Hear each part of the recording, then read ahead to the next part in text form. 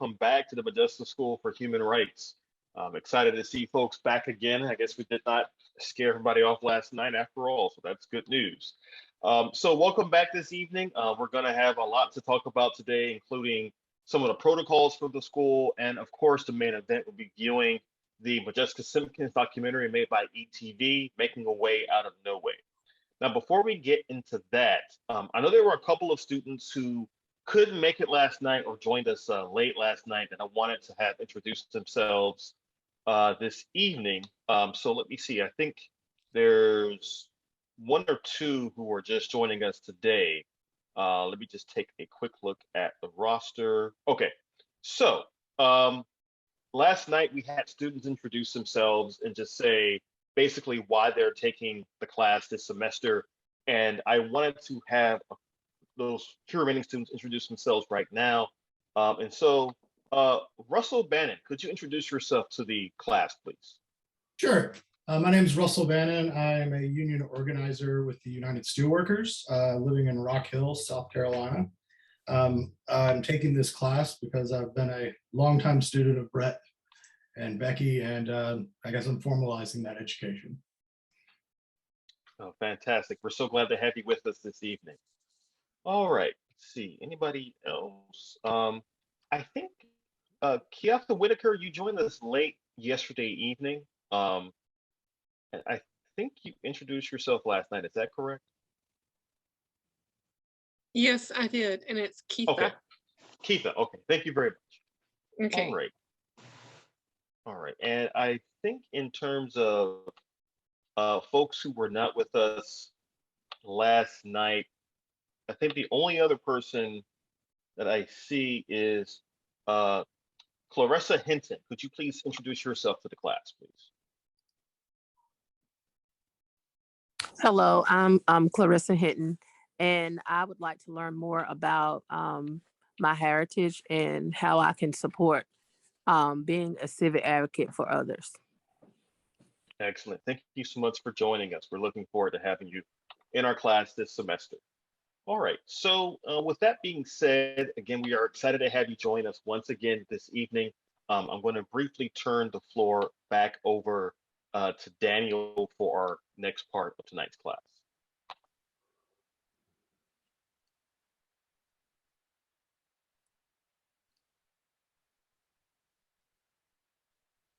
Right along to Brett Bursey.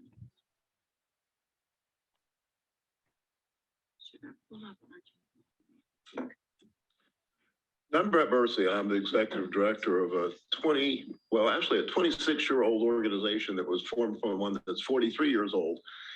For 43 years now, I've been basically studying the critical impact of race on South Carolina policies and politics. I had no idea it was critical race theory.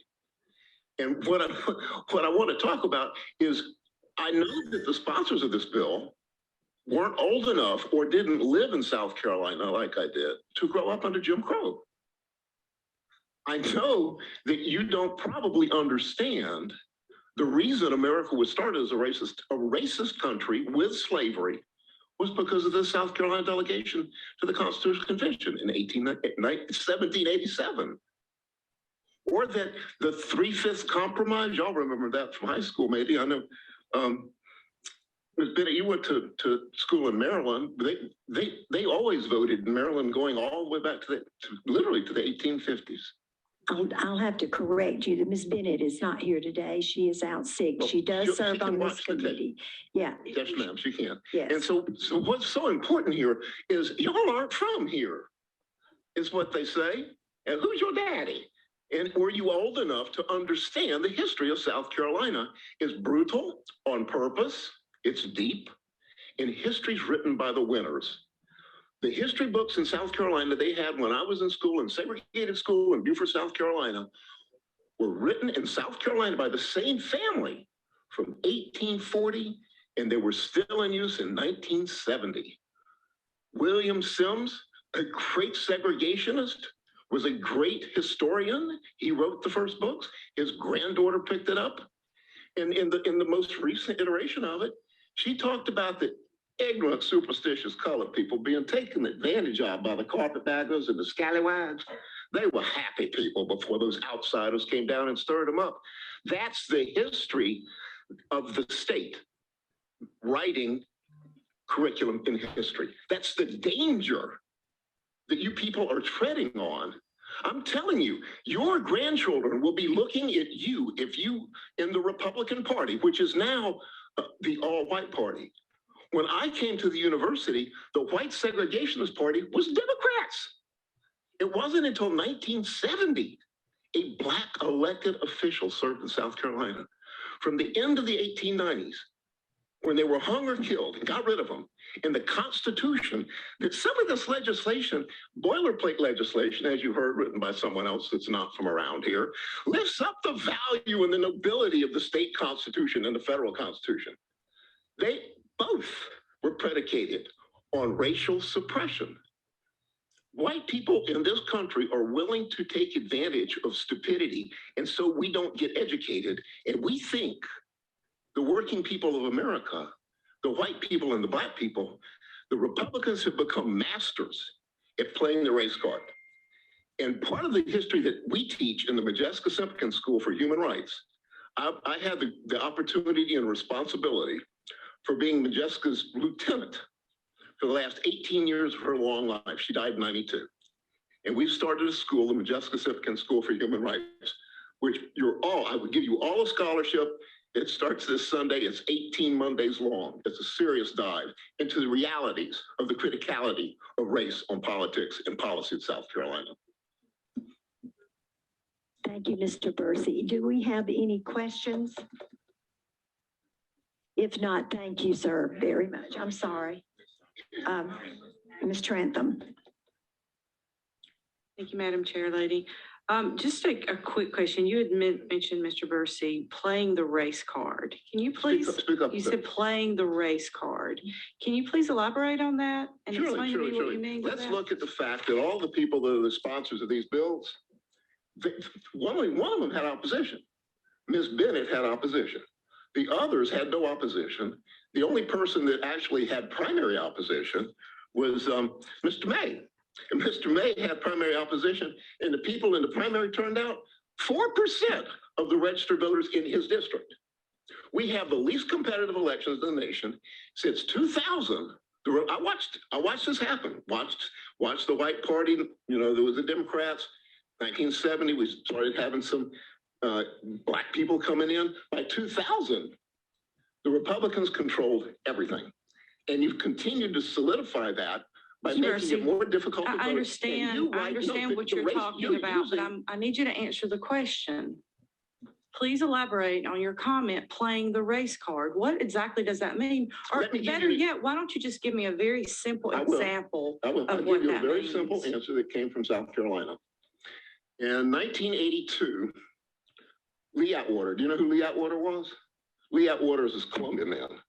Lee Atwater was Ronald Reagan's advisor. Lee Atwater's mentor was Harry Dent. Harry Dent's from Columbia. Harry Dent was Nixon's advisor. Dent was the author of a thing called the Southern Strategy, where they were looking at how do we control the white working class vote by not appearing to be stone cold racist. That was the Southern Strategy.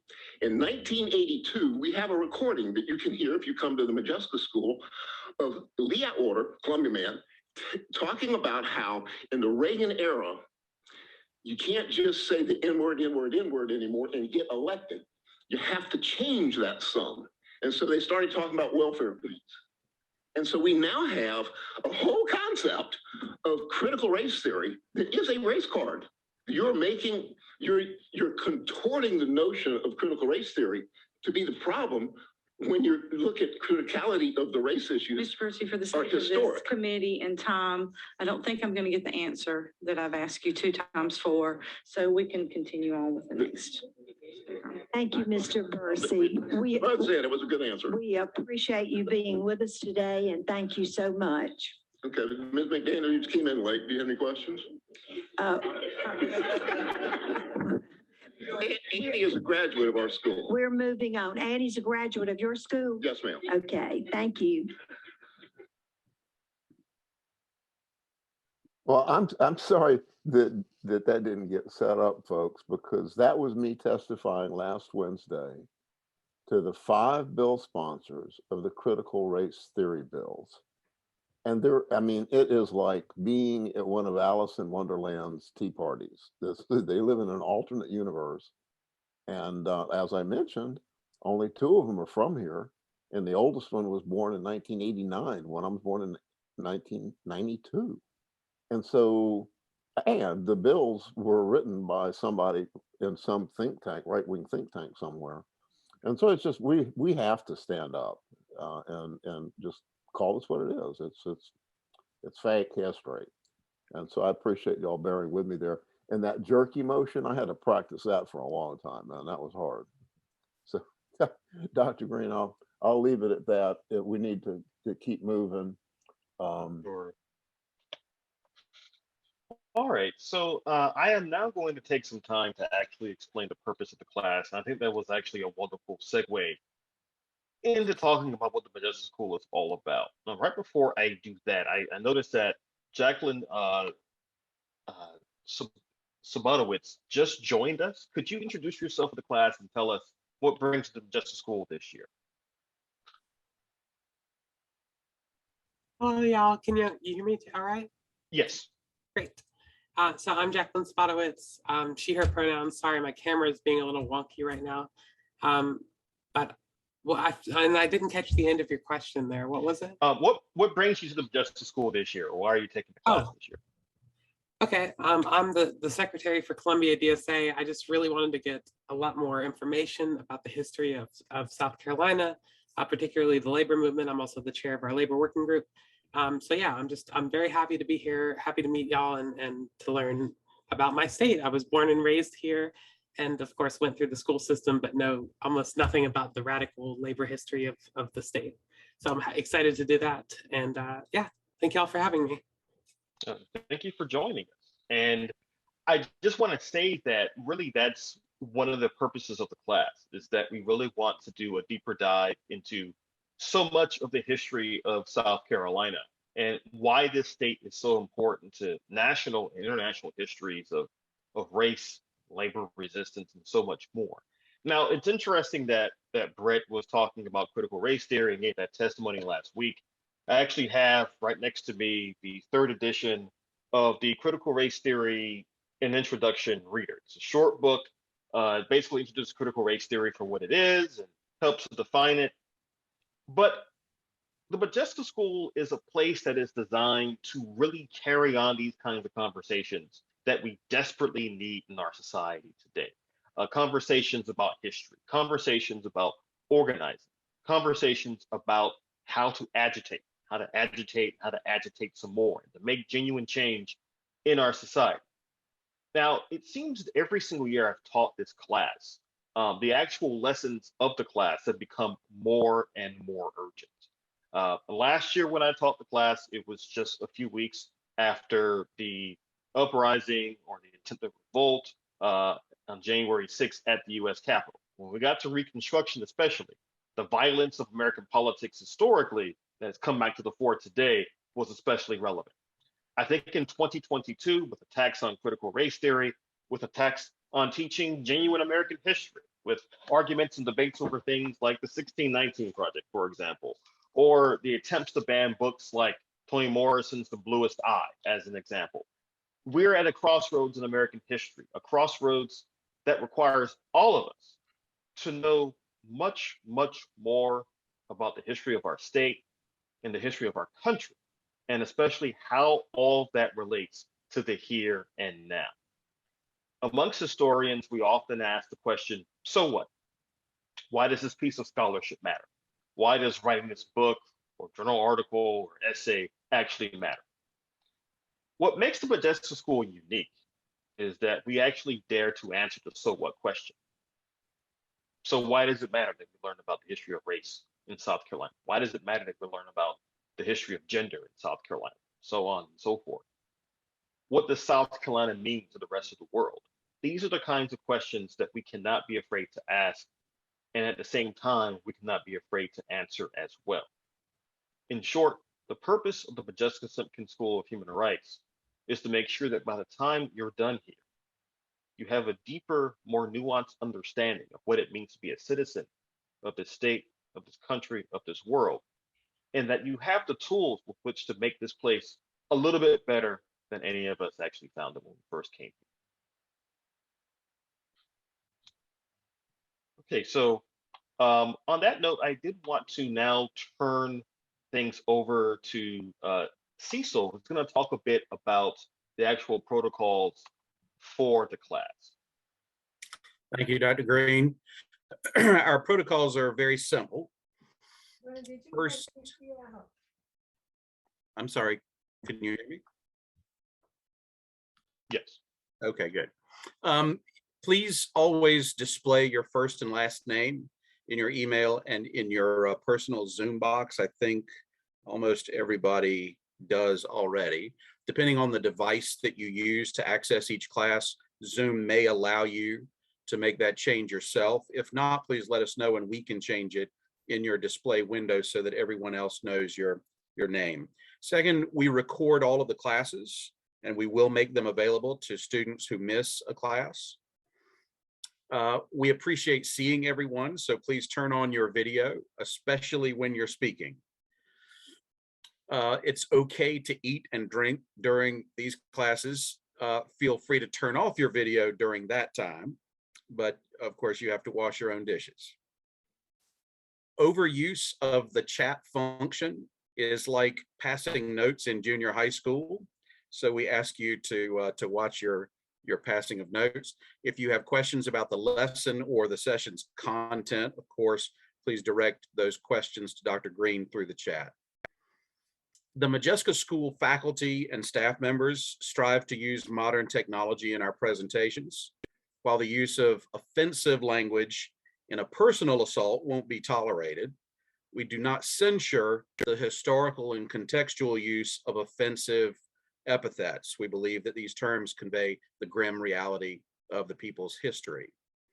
And finally, I would add that the study of our state's history and the processes and structures that established and reinforced white supremacy over these 350 years doesn't really provide for a quote unquote safe space.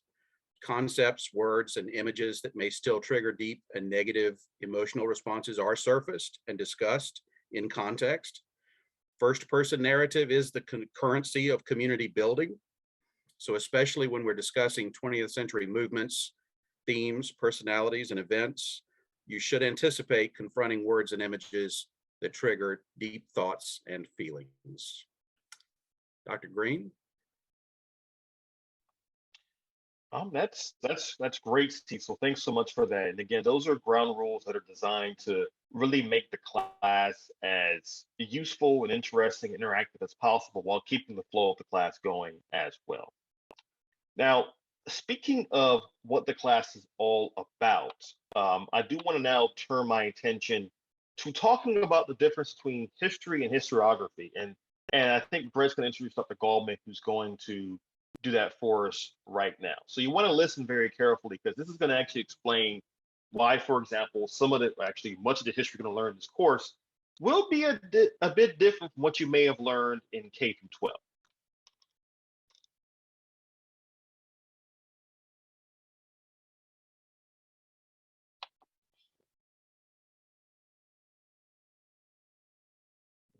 She is. Okay, I guess I'll go ahead, share my screen here. And let me minimize this out of the way. And I'm going to be moving very, very rapidly.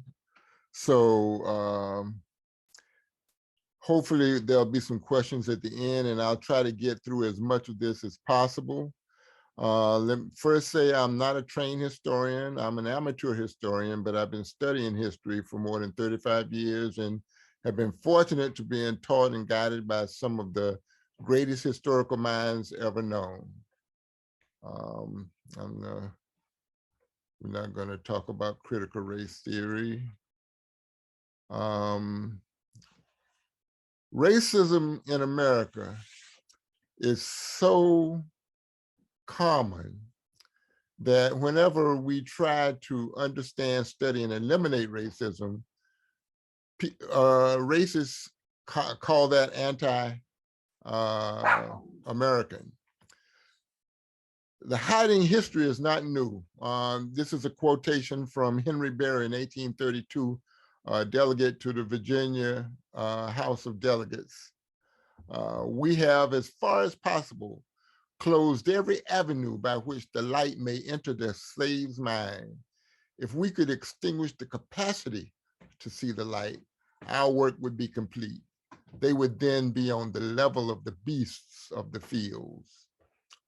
George Graham Best, a US Senator from Missouri, who also was a state senator in the Confederacy, said, "In all revolutions, the vanquished are the ones who are guilty of treason, even by historians, for history is written by the victors and framed according to the prejudices and bias existing on their side." This is not quite true, and if we get to that, we'll see. Until the history of the hunt is told by the lion, the tale of the hunt will always glorify the hunter. Now, history is supposed to be a record of past events, but is it true? Is it accurate? Is it objective? Historiography is defined as the study of the writing of history, but is it truthful, accurate, objective, and truly neutral? Why is history important? This quote from George Orwell, I think, is very, very appropriate at this point. Who controls the past controls the future. Who controls the present controls the past. I'm gonna go through here. I want, whenever you're reading history, one of the things that I found is that you have to be very, very careful of some trigger terms. Whenever a historian says maybe, may have, was likely, could have been, possibly happened, considered to be, probably, you have to listen very, very closely, because it could be that what she is talking about is not known, but it could be that they're trying to convey a particular point of view. The American Historical Association, the first professional historical association in the United States, was founded in 1884. I think it's very important to understand that that was the era that historian Rayford Logan from Howard University called the nadir of race relations, between 1877 and 1923. And that was a time when most whites in America were either consciously or unconsciously racist. Now, I'm going to go very quickly over some things that happened during the nadir. One of the things was establishment of sundown towns.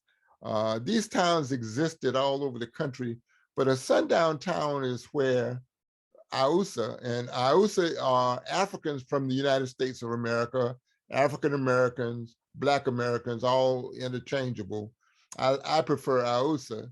And sundown towns are towns in which Ausa had to leave before sunset. And they existed all over the country, but especially in the South and the Midwest. These are some documented sundown towns in South Carolina. Ellington in Aiken County, Georgetown County, Isle of Palms, Moncks Corner, Salem, Shandon, Princeton, Hamburg, Folly Beach. And there are many more. I grew up in Hartsville, South Carolina, and I can remember if you weren't from Bishopville, you didn't want to be caught there after dark. Oregon was originally a sundown state. In 1844, all Ausa were ordered to leave. Forsyth County in northern Georgia was historically violently racist. And after 2 lynchings, Ausa were forced to leave, and even as late as 1987, a civil rights demonstration was violently attacked. Ferguson, Missouri, where Michael Brown was murdered, was originally a sundown town. These are some states that were had a lot of sundown towns. race riots. Whenever we hear the term race riot, we think of the urban rebellions of the 1960s and 1970s. And this past year, we had heard a lot about Tulsa, the Black Wall Street in 1921, and many people were just shocked. However, there were many, many race riots, and they were actually massacres. And they were caused by a combination of jealousy, greed, fear, voter intimidation, suppression, that was served on a racist bed of white narcissistic pseudo-supremacy. Now, although these massacres usually targeted IOSA, there were recorded incidents of Mexicans and Chinese being massacred. In South Carolina, we've had several. The Hamburg Massacre in 1876, just before the last election of Reconstruction, started with a dispute over free passage on a public road. More than 100 armed white men attacked 30 Black members of the National Guard. And this white supremacist group, the Red Shirts, were led by Pitchfork Ben Tillman, who later became a governor of South Carolina. His statue is on the state grounds today, and he became a US senator. And if you read any of his statements, he was such a violent racist. In that, more than 6 IOSA were killed, although I suspect it was more. In Ellington, South Carolina, there was an attempt to suppress the Black vote, and white mobs roamed the county, killing over 100 IOSA. There were more than 1,000 in these mobs. In Charleston in 1919, more than 1,000 white sailors attacked Black civilians, businesses, and homes. But after some of them felt that they had been cheated by a Black man, but since they couldn't find him, they went through the Black community raising hell. And there were at least 6 killed and many, many injured, although I strongly suspect that these numbers were down. These are some more race riots, and I'm just gonna go through here, but look at the number of people that were killed in these race massacres. These are well documented, but you don't hear them in the history book.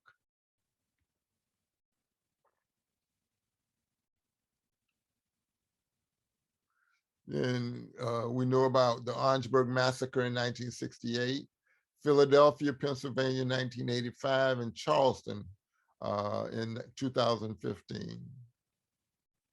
In most of these massacres, what's not said is that Black folk fought back and they were not docile. This is not reported. And again, the reasons for most of these were jealousy of IOSA economic success, voter intimidation, suppression, and attempts at land grabs.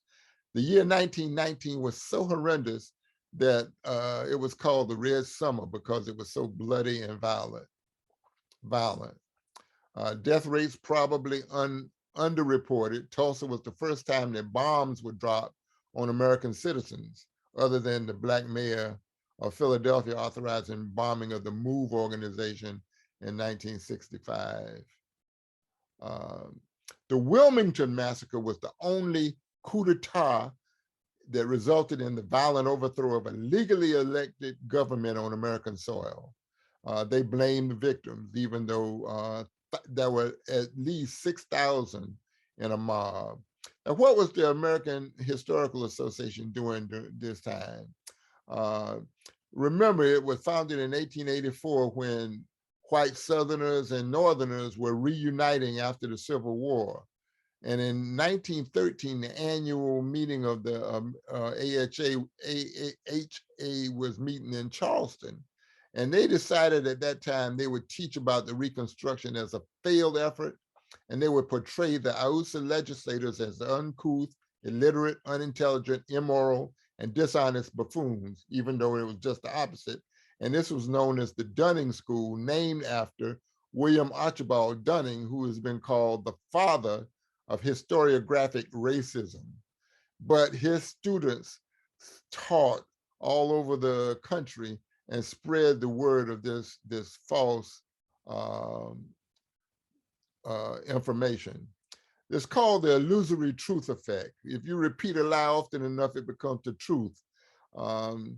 Used very well by Joseph Goebbels, who was the chief propagandist of the Nazi Party. The Dunning School still exists today.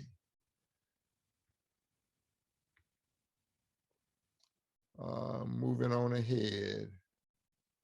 In 1919, the Sons of Confederate Veterans adopted a document by Miss Mildred Rutherford of Athens, Georgia, and she was the Historian General of the United Daughters of the Confederacy.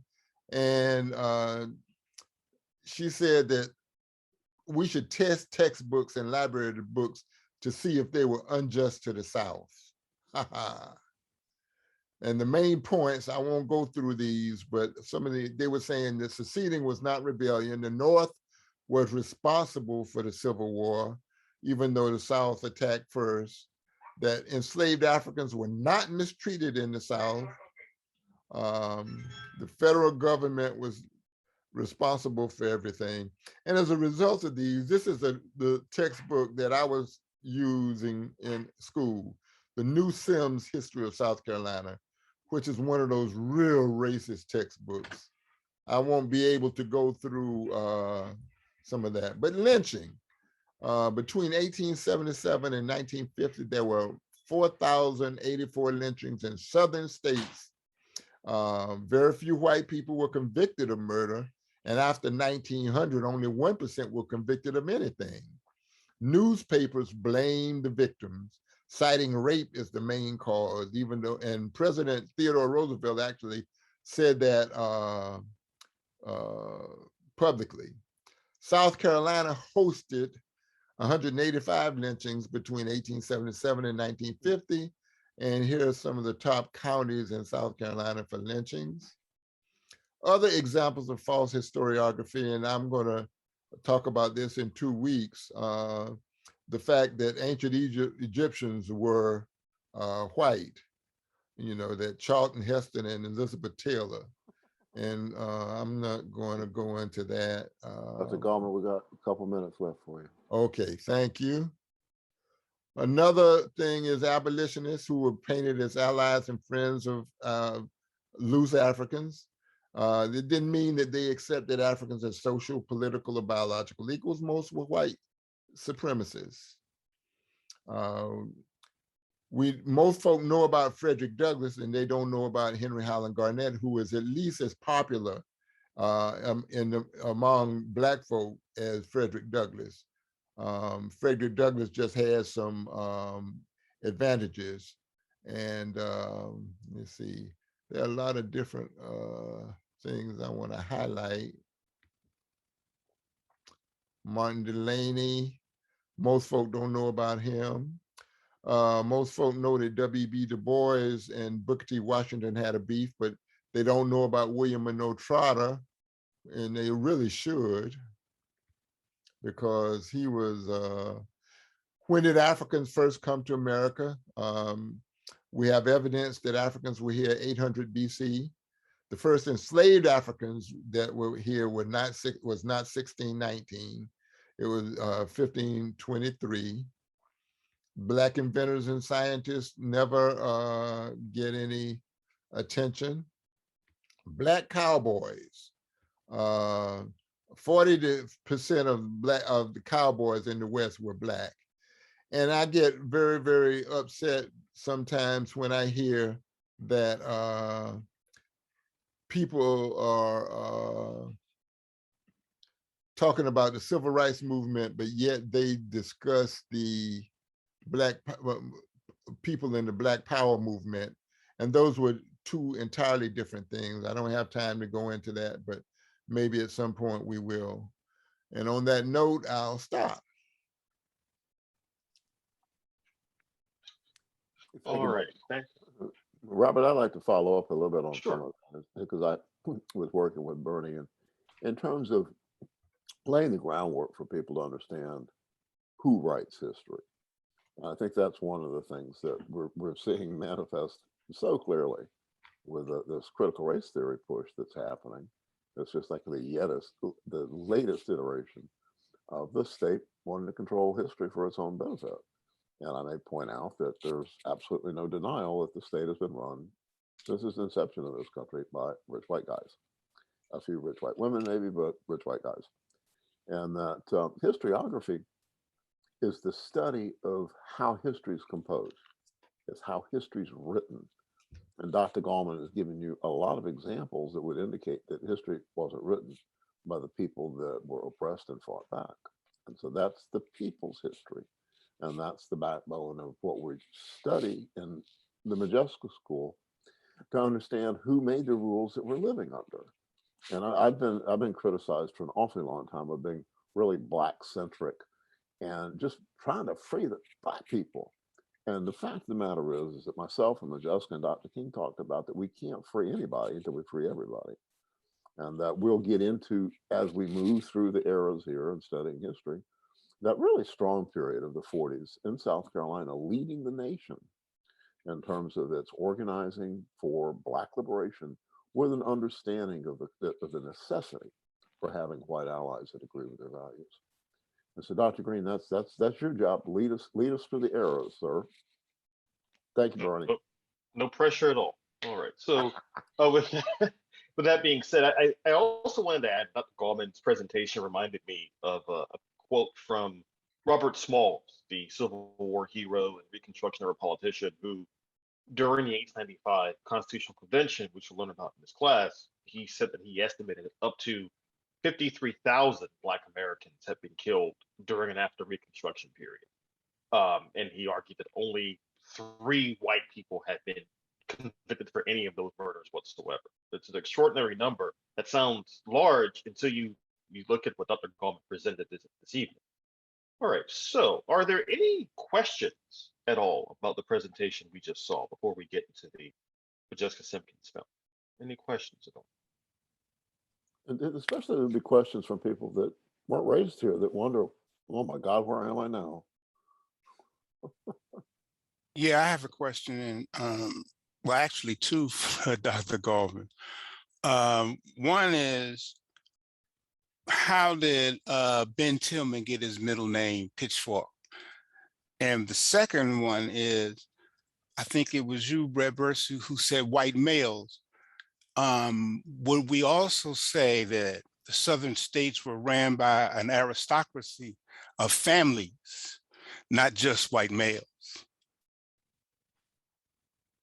Hey, I'm going to have to plead ignorance on that. That's something that I've read before, but I can't call it up right now. Dr. Green, do you know how he became known as Pitchfork? Yeah, he would use, not surprisingly, a lot of colorful language in speeches. And at times, there's a quote where he said that he would use a pitchfork to prod, quote, that bag of beef, when talking about President Grover Cleveland, for instance. And it really fits with Tillman because of his rather violent tendencies, not just in language, but in actual action, as Dr. Gallman just mentioned a moment ago. But that's where he got the term pitchfork from. He literally threatened the president with sticking the pitchfork through what he called a bag of beef. Yeah, Pastor Jackson, we have the wonderful opportunity to have as one of our guest presenters in about 3 weeks now, a fellow, Vernon Burton, who is the expert on Tillman. There's a book that was written, I think in the late 30s or 40s, that's considered the Bible of Ben Tillman, and it's called Pitchfork Ben Tillman by a man named Simpkins, no relation to Modjeska, but that it was reprinted in the early 2000s. And Vernon, the fellow that's going to be helping us, he's a Clemson professor that's retired. He wrote a 28-page introduction to the reprinting of the Tillman biography that is going to be, that's in your reading. And we will also have Vernon here to talk about Ben Tillman.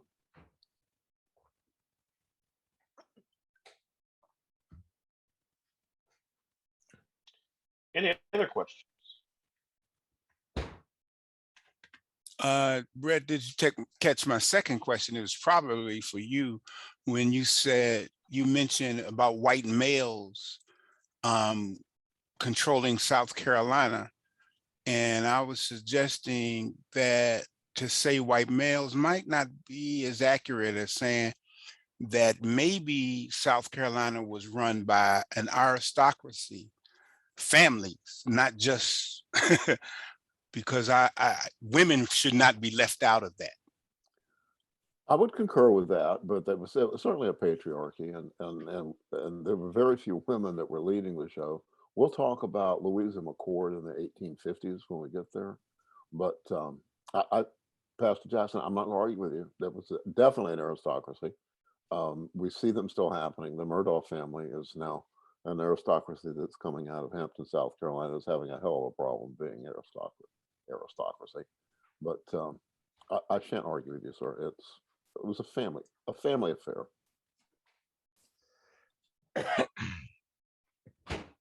Excellent. Any other questions before we move on? I believe I saw Katie's hand up. She put it down, but I'm not sure if she still had an inquiry. Just a quick question, because I'm curious. You said Ben Tillman's statue is still on the state grounds. When was that put up? I don't know the answer to that either. It's always been there. A lot of statues were erected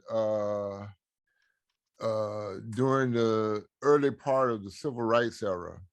I don't know whether Tillman's statue fits that mold, but again, I have to depend on Dr. Green do you know when that statue was raised? Or Cecil has his hand up. 1940. Yeah, and actually the date is rather interesting because as Dr. Gallman was alluding to, and I think Cecil was going to bring this up as well, a lot of these statues, when they're talked about in public discourse, they're presented as this is just history. But you want to be very careful in considering when the statues were put up. So that statue was put up on the State House grounds less than a year after the NAACP formed its state branches in South Carolina, for example. And as you began to see a renewed push for voting rights in the state and across the South. Most Confederate memorials and memorials to segregationists and such, they were put up not for the sake of just historical accuracy, they were put up for the sake of instilling fear and terror into the lives of many African Americans, and also telling white Americans that they were indeed superior. Nicole, I see your hand is raised as well. Yes, thank you. Good evening, and thank you for that presentation, Mr. Gallman. My question is, during that presentation, you mentioned the thousands of African Americans that were lynched. During this course, will that be revisited in terms of, is there any knowledge or information about those who did lose their life to lynching here in South Carolina? Have they been named? Have they been honored in any way at all? Or acknowledged? There will be mention. I'm not sure that we'll be able to deal with any specific victims, but lynching will be alluded to.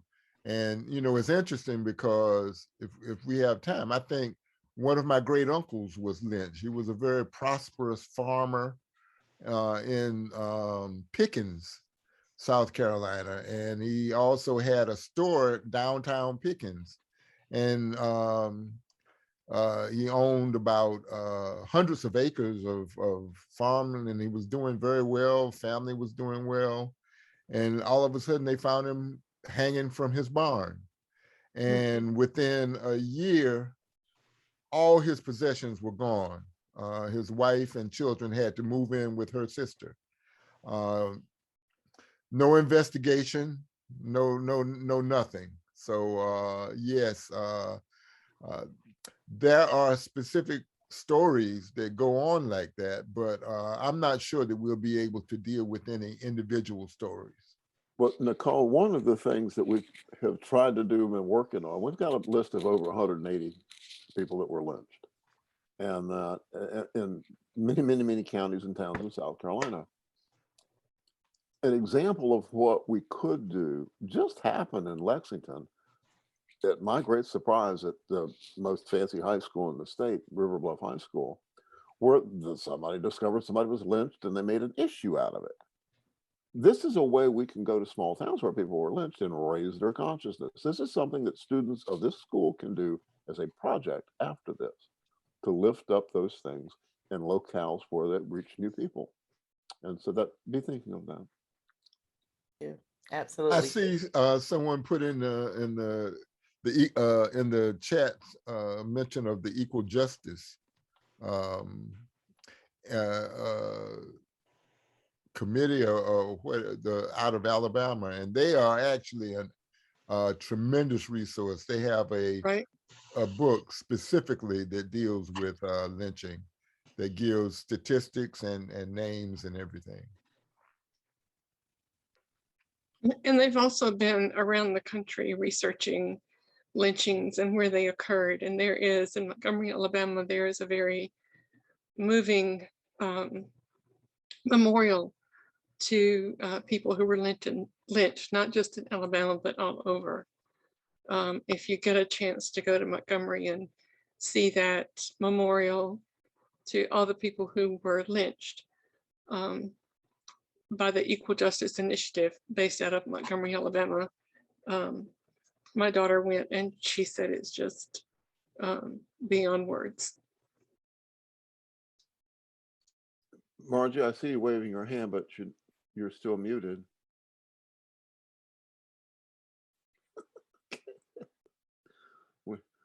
We need a sign language interpreter for Marjorie.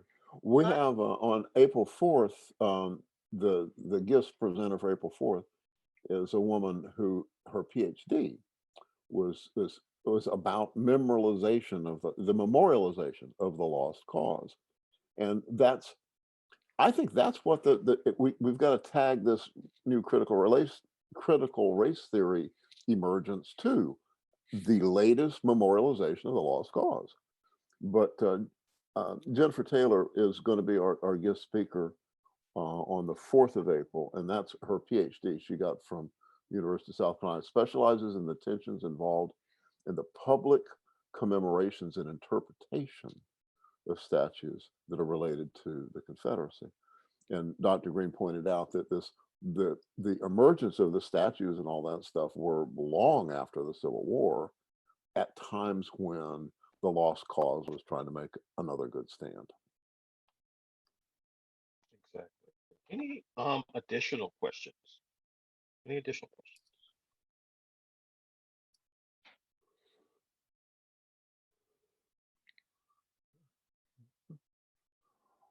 Well, Dr. Green, if there aren't more questions, we can get on to the movie, and I'd like to set it up talking a little bit about it.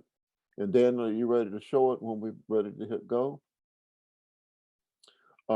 It's 57 minutes long. It was made in 1989, and it's Beryl Dakers was the producer. Beryl, if you watch a moment of ETV, you hear and see Beryl. She's been there a long time. It's a really wonderful production that I've probably watched it more than most people, and I continue to see something in it every time I watch it that I didn't see. But it really does help you understand why we're calling this thing the Modjeska School, and the travails that Modjeska went through, and being a radical activist. We'll explain radical as we move through this year's session, but the film speaks for itself. But we want to have some time to take questions afterwards. So, Dr. Green, if there are no more questions about where we are right now, may Daniel start the thing? Go ahead, please.